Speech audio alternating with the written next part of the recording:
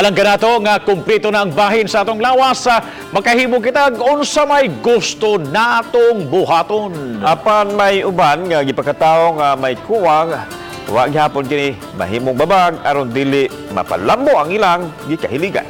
Busa mga kapuso, atong ilailahon kining makapabilib nga istorya niining atong kwento ng Pilipino.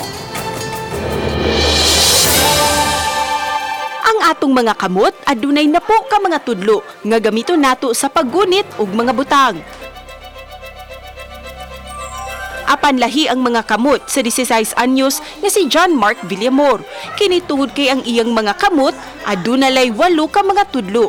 Ang uban niini nagsikit-sikit, wala magtupong ug duha lang ang adunay kuko. Kanabuligon ko kay pungkol lagi daw kuwangan akong kamot. Pero di na ko i-mind kay ba kung ano ni reason ang Ginoong ano yan ang gihatag nako.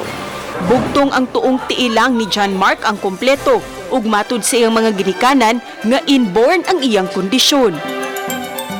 Apan adunay talento sa drawing ug painting si John Mark. Matud niya nga bata pa lang siya, gikahiligan na niya ang paghimo ug mga artworks. Gani, adunay mga certificates na siyang nadawat ug usa-usab siya sa mga mi-contribute sa mural painting sa ilang eskwelahan. Ug kung academics na ang hisgutan, mitapos siya isip valedictorian sa elementarya ug karong high school anaa siya sa star section ug kanunay pang-top sa klase. Bisag ka ng inaani ang kamot kay para na kay positive magyapon kay kitagan ko capability sa Ginoo. Bugtong gikalipay usab sa ginikanan ni John Mark. Talented siya niya usa sa iyang kamot miskin nana siya pero worked ba dili ingon nga nabitay paralysis kuan na makita ni mo kuan puro gid siya mo function siya tanan ba dili lisod nagtugan ay kuan na mga dili siya ka mamusulat. Matud usab ni John Mark nga pangandoy niyang mamahimong architect.